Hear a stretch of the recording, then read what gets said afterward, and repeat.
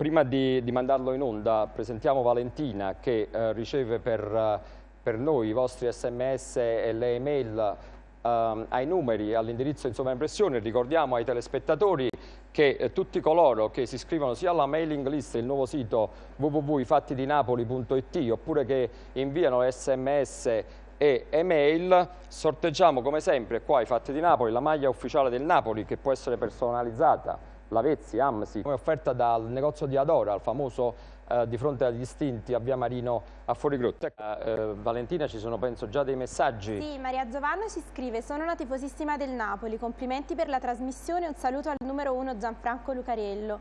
E ancora Rosa questo l'ha pagato Gianfranco. Domanda a Ciccio Marolda: a gennaio potrebbe arrivare uno specialista sulle punizioni, uno tra lodi e diamanti? Forza Napoli. E ancora Franco per Lucariello: potrebbe arrivare Salvio, che tutti chiamano pagati, Lavezzino, come vice di Lavezzi? E poi sono arrivati anche molti messaggi per Gennaro e appunto in particolare: amo molto l'attore della nuova squadra Gennaro, sei un grande. E ancora: come bello Gennaro, viva la squadra, sei un mito. E infine Gianluca da Napoli chiede a Lucariello come mantenere tutti i nostri campioni in un mercato così spietato e fondato solo sul denaro. Ecco, sentiamo invece che cosa ne pensano i telespettatori della trasmissione del Napoli, perché la serata qui incomincia a riscaldarsi come sempre ai Fatti di Napoli.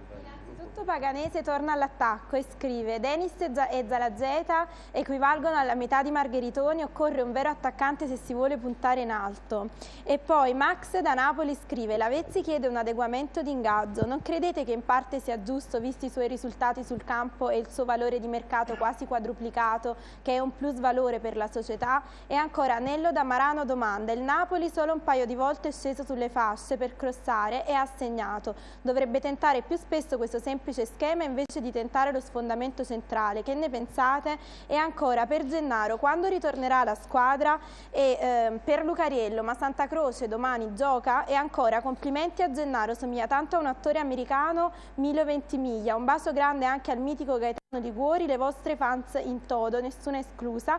E infine Patrone, 2-0 è troppo poco, abbiamo la qualità in campo per dargliene 4. Napoli chiede a Marolda se domani è meglio puntare su Denis o Zalazeta. Mariano da Napoli: le condizioni del campo sono pessime, dopo questo tempaccio si giocherà la partita domani?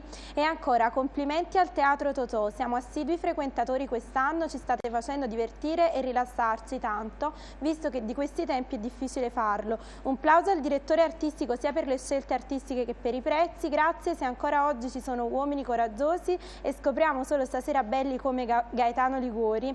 E Davide scrive ancora: sono contrario che l'inno del Napoli venga cantato da un cantante che non tutti i tifosi condividono, il Napoli è un bene di tutti, vorrei sapere cosa ne pensate in studio. Ecco.